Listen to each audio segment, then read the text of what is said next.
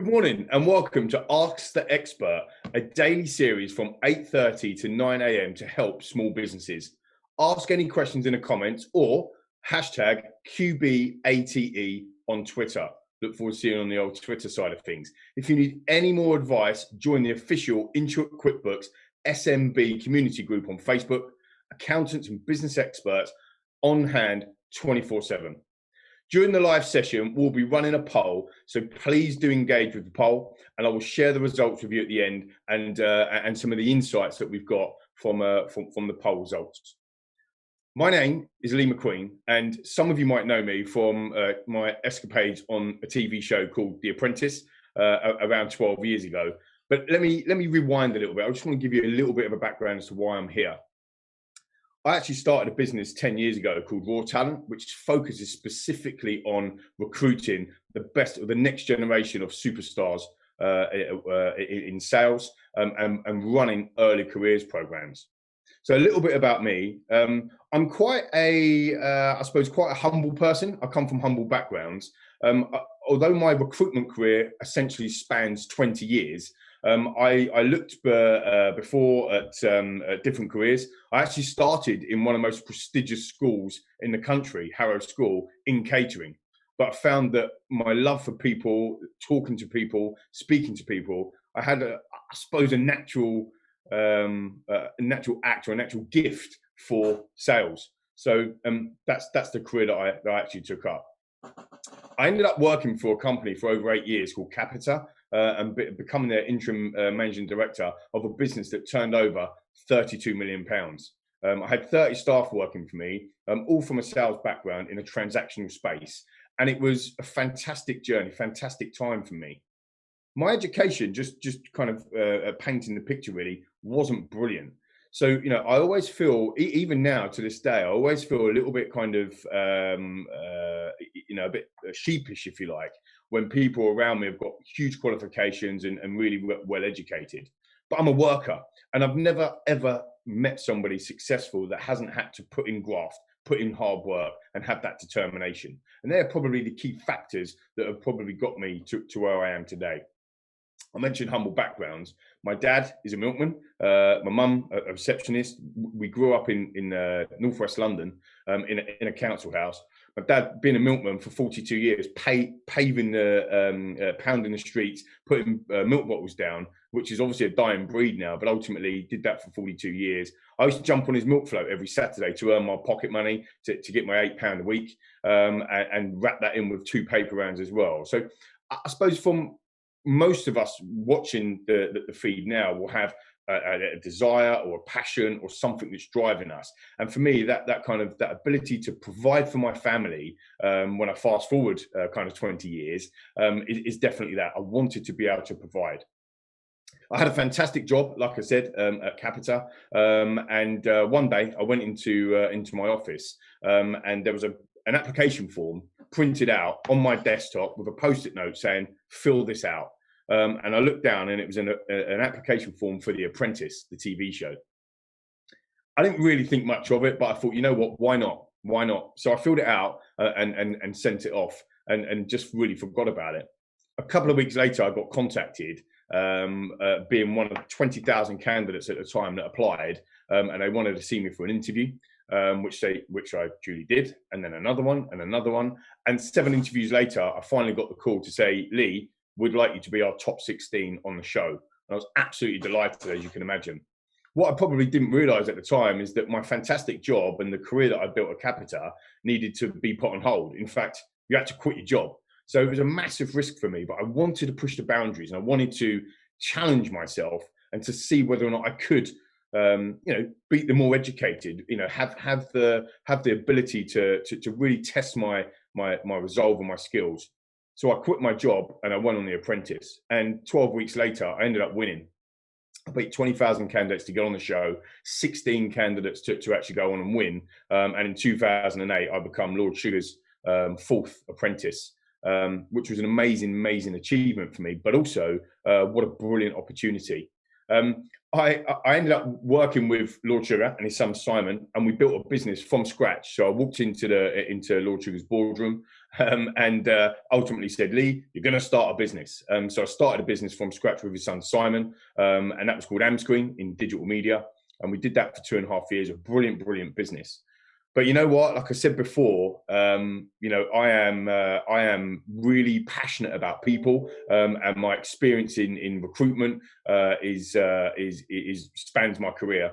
So I left after 2.5 years, and I set up a business called Raw Talent Academy, which focuses specifically on entry-level staff and building early careers programs for organizations across the world.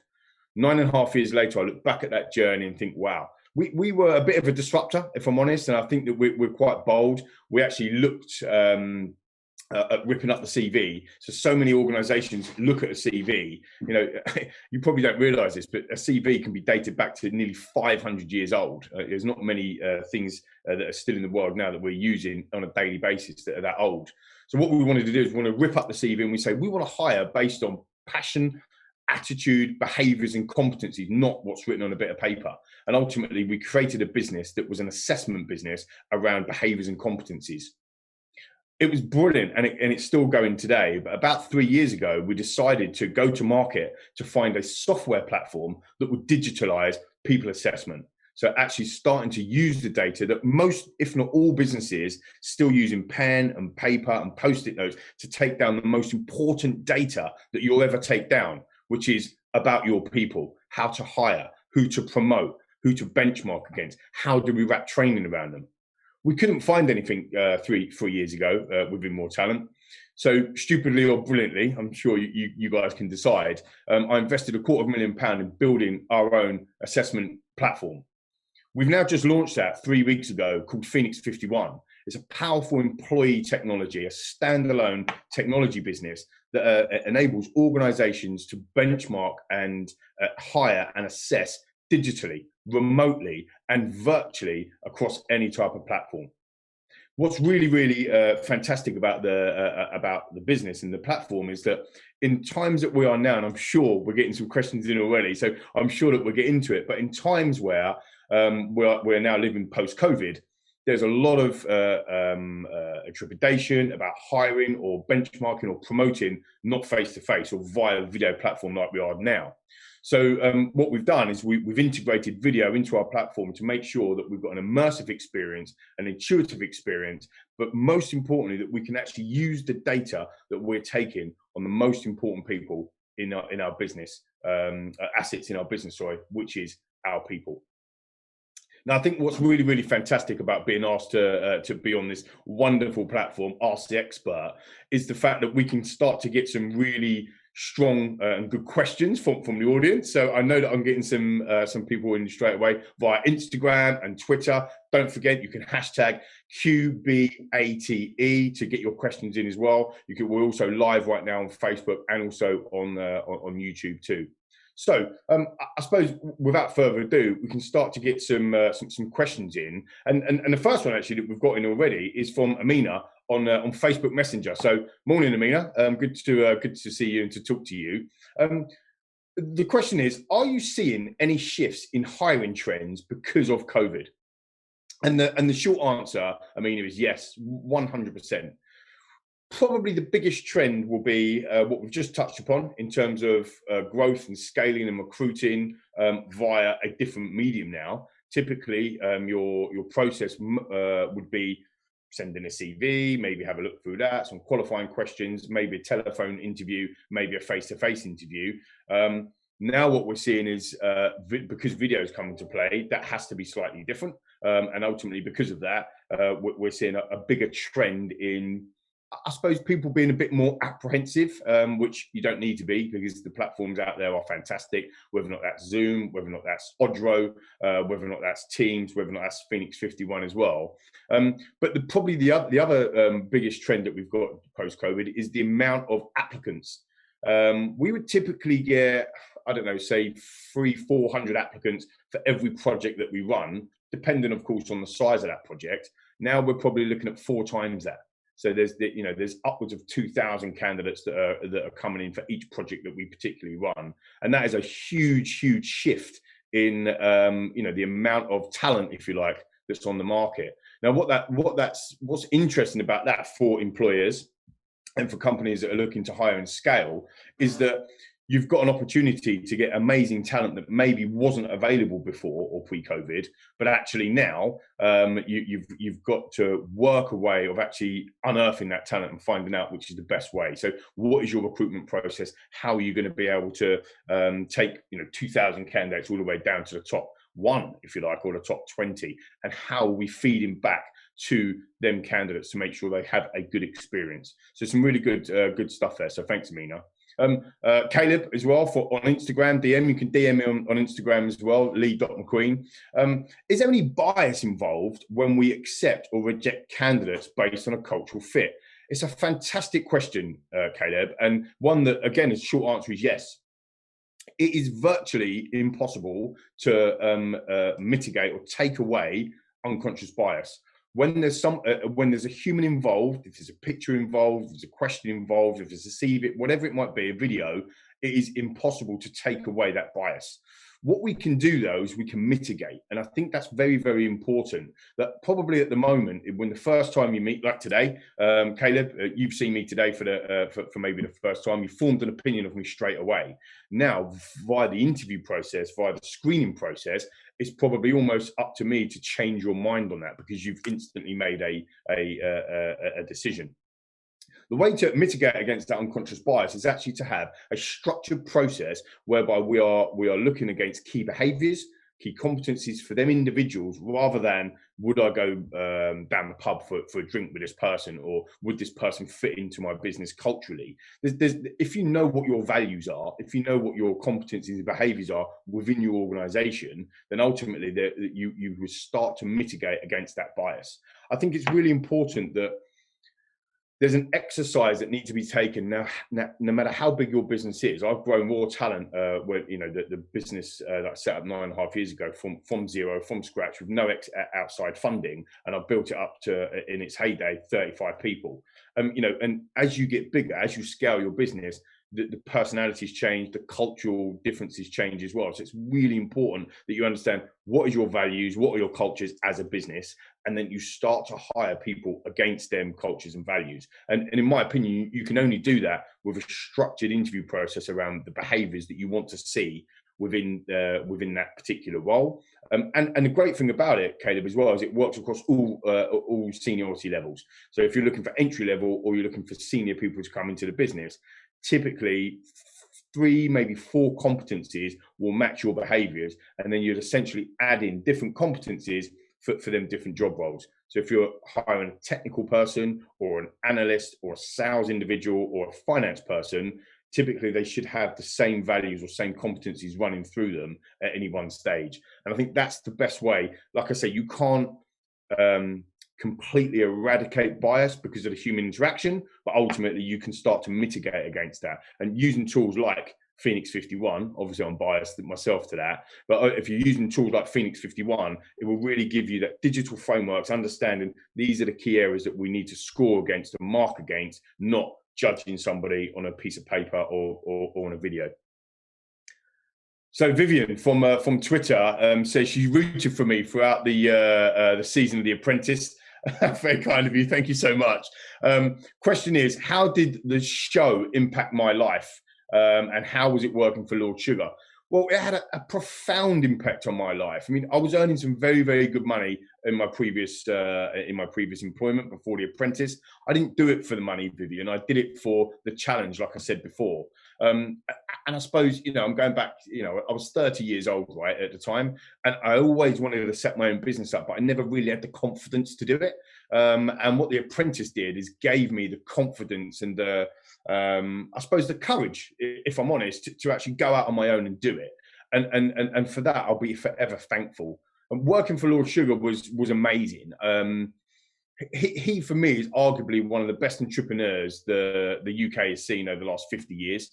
That's kind of undeniable. A lot of people now, especially kind of younger people, the younger generation to me, only know Lord Sugar from The Apprentice, right? And as a TV show. But the guy's business head is unrivaled. It's ridiculously good. And, you know, just asking, you know, challenging you to do different things and learning from him was absolutely fantastic. So, look, don't get me wrong. He tells it direct and he tells you how it is. But I like that. I like to know where I am and I can get on. And I personally think I thrived under his mentorship. So we've got another question as well. Thanks, Vivian. On Facebook Messenger, Albie. Good morning, Albie. Hi, Lee. For somebody who is looking for a job in the current market, what are some of the things that I should do to stand out from the rest? Brilliant question. Feels impossible to get a job these days, even though I have a lot of experience. Albie, it is one of them questions that is asked all of the time. And you know, and you've written it in the question yourself. How do you stand out from the rest? Think about. This is one of the reasons why we decided that we didn't want to hire based on CVs. Because I must have, in my career, Albie, I must have read, I don't know, upwards of 20,000 CVs. I mean, it must be more than that. It's thousands of CVs. And I can tell you, majority of the time, 90% of the time, when you start a CV, because this is how everybody's taught, most people are taught, if you are even taught, to write an opening paragraph, an opening gambit. And most of them opening gambits are exactly the same. Hi, I'm a hardworking individual, team player, you know, they're virtually the same. And it really frustrates me because a CV or you know, a video, and which is where I think you should stand out from the crowd, is about you. And it's about being yourself and about actually really showing your passion. Most individuals, most hiring managers, most organizations want to see a passion, an enthusiasm, and an energy for that particular role. Talking about your experiences and having them skills is one thing, but we can train the skills. If you've got the right attitude, we can train the skills. What we can't do is we can't train the attitude. You know, I don't know how old you are, LB, but you said you've got a lot of experience. But the reality is that, you know, if you're 20, 30, 40 years old, we can't change your attitude. We can't change you. That's up to you. So to be able to stand out from the crowd is about thinking differently to other people, maybe putting a video out there, maybe showing people what you can do, using LinkedIn to say, look at me, you're missing out on this wonderful talent. This is the stuff that I've done. Get people to start talking about you that way. And I know that video isn't for everybody, but again, come back to the top of the show, thinking about it, we are now much, much more in the video age because of whole COVID. So, Albie, for me, standing out from the rest, talking about what you're passionate about. You know, it's not about if the words on a page don't work for you, don't use the page. Use a different medium. Use the video. Use something that's going to make you say, look, I'm Albie. Look at me. I can help you. Volunteering is always a good way as well, depending on the stage of your career. But really, it's about, I don't want to say shouting, but it's about making some noise about you, so people go, "Wow, there's Albie. I want to meet this person." And I think that's really important. So hopefully, Albie, that helps a lot. We've got Shane from Twitter as well. Direct DM on Twitter, fantastic. Hi Shane. Can smaller organisations use data in their recruitment process? If so, what would be the top data points and parameters to consider? 100% Shane. This is, for me, this is the key point. We live in a data-led world. Everything you do online is data-led. You're on Twitter at the moment, data-led. You're on social media, Instagram, Facebook, everything's data-led. And at the moment, we look at it and we think, oh, you know, they're grabbing data from us so they can, I don't know, sell us something or sell us a coffee mug or sell us a new TV or a new car, and they use it for advertising. But think about how you can use data on people. Now, actually coming into your organization using structured questions and structured process so that you can actually start to get key data points. And then data points might be communication skills, leadership skills, drive, planning, quality, commercial awareness. How many times have you hired somebody or wanting to hire somebody that you just haven't got them skills or haven't got them behaviors quite right? These are the key structures. And again, coming back to the platform that we've developed, what we've done is we've built digital frameworks that have actually enable organizations to start asking questions from our 450 competency bank of questions, asking questions against them key criteria. So how do you determine if somebody's got good communication skills? It's not just about listening to them, it's about asking key questions and understanding in their environment, how have they done that before? Have they managed to reach out to certain people? Have they managed to communicate or lead different types of projects? So absolutely, small organizations can use the data, and it's about using that data in a structured way. If you just get a pen and a bit of paper and write stuff down, one, you can't give the candidates feedback, so your brand's going to be damaged by that, depending on how many applications. If you've got 2,000 applications coming in, and ultimately you've got you're looking for one person, that's 1,999 people that are going to be disappointed. And if you can't give them feedback on that because your data points are written down on a bit of paper, then that's going to be a bit of an issue. So, for me, the data points are the key values. What do you want in your business? What types of individuals do you want in your business? The people that kind of, if you look at all of the big teams, if I can use a sporting analogy, sorry if I bore you guys and girls, but if I can use a sporting analogy, most of the sports teams that are very, very successful and winning stuff have been built around a value and a culture and a team ethic. So you might be hiring a senior finance person, but if they don't fit into your team ethic, you're probably not going to be the right hire. So looking at them data points, looking at them perimeters to say, what are my company values? And these are the types of people. And if they don't believe, Shane, if they don't believe in what your company value is, regardless of what their skill set is, do not hire them. Don't do it. And I'll give you an example. Raw talent, we do not hire based on a CV in terms of our recruitment business. And we rip the CV up and we hire based on behaviours and competencies, as you know. If somebody doesn't believe in that, if somebody says, whoa, no, I think we should be hiring a CV, they do not get hired in my business because they do not believe in what our culture and what our values are. Mason from Facebook Messenger. Has hiring using video calls increased the scope of hiring from a larger geographical area and varied backgrounds? That's a fantastic point, Mason. And the short answer again is yes.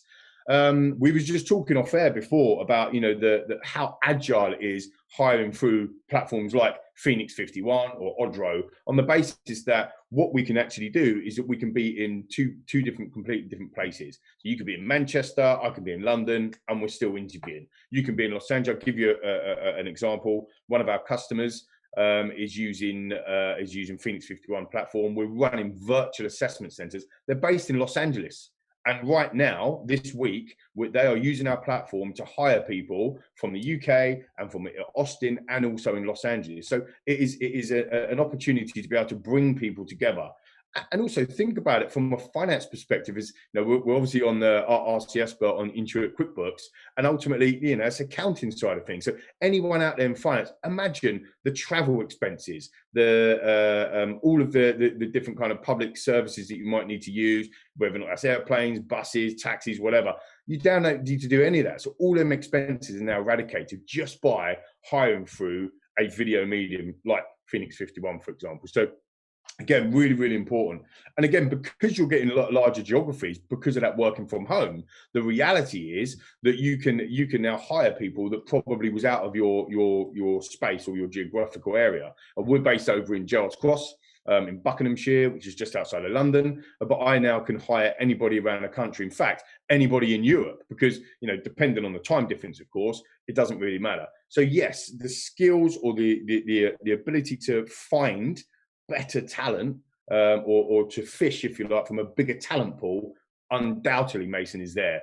I think the key thing for me there, and I'll go back to some of the other questions like Caleb and Vivian, Albie and Shane from before, is having a structured process to be able to make sure that we don't get lost in that bigger talent pool.